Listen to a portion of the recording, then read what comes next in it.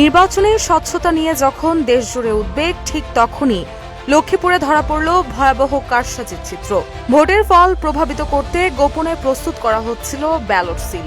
পুলিশের অভিযানে উদ্ধার হয় ৬টি বিশেষ সিল, একটি কম্পিউটার ও একটি মোবাইল ফোন। এ ঘটনায় গ্রেপ্তার হন ব্যবসায়ী সোহেল রানা, জড়িয়ে পড়ে জামায়াত নেতার নামও। পরে পুলিশ বাদী হয়ে সোহেল রানা ও জামায়াত নেতা সৌরভ হোসেন শরীফের বিরুদ্ধে একটি মামলা দায়ের করে। ৪ ফেব্রুয়ারি বিকেলে সোহেলকে পুলিশ গ্রেপ্তার দেখিয়ে পরে আদালতে সোপর্দ করে। অতিরিক্ত পুলিশ সুপার হোসেন মোহাম্মদ রায়হান কাজেমি বিষয়টি নিশ্চিত করেছেন। এর আগে ৩ ফেব্রুয়ারি রাতে সদর থানা পুলিশ এসআই হুমায়ুন কবির বাদী হয়ে দুজনের নামে মামলা দায়ের করেন।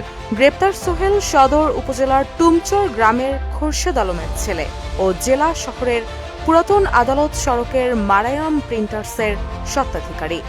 আর শরীফ লক্ষ্মীপুর পৌরসভার ৪ নং ওয়ার্ড জামায়াতের সেক্রেটারি ও দক্ষিণ বাঞ্ছানগর এলাকার মোহাম্মদ শাহজাহানের ছেলে। ভবিষ্যৎ হোক নিরাপদ, বিনিয়োগ হোক বিশ্বস্ত, আর আমার পছন্দ সল্ট বে। ওয়েলকাম টু সল্ট বে।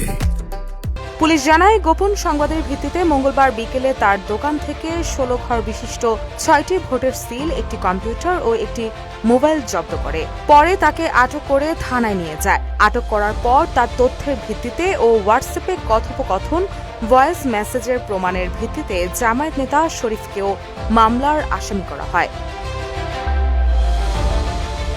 এদিকে সিল জব্দের ঘটনায় মঙ্গলবার রাতেই বিএনপি ও জামায়াত পাল্টাপাল্টি সংবাদ সম্মেলন করেছে।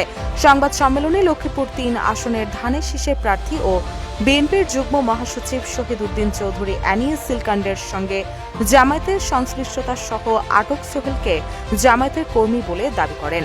পরে পাল্টা সংবাদ সম্মেলনে একই আসনের দাঁড়িপাল্লার প্রার্থী ও জামায়াতের ঢাকা মহানগরী উত্তরের সেক্রেটারি রেজাউল করিম আটক সোহেল জামায়াতের কেউ নয় বলে জানিয়েছেন।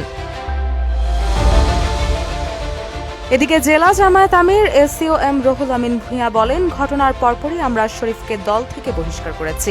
বহিষ্কারের প্রেস রিলিজও দেওয়া হবে। এই ঘটনায় অতিরিক্ত পুলিশ সুপার রায়হান কাজেমি বলেন, দুজনের নামে মামলা করা হয়েছে। এরই মধ্যে সোহেলকে গ্রেপ্তার দেখিয়ে তাকে আদালতে সোপর্দ করা হয়েছে। তার কাছে আদালতের মাধ্যমে ১৬৪ ধারায় জবানবন্দি নেওয়া হবে।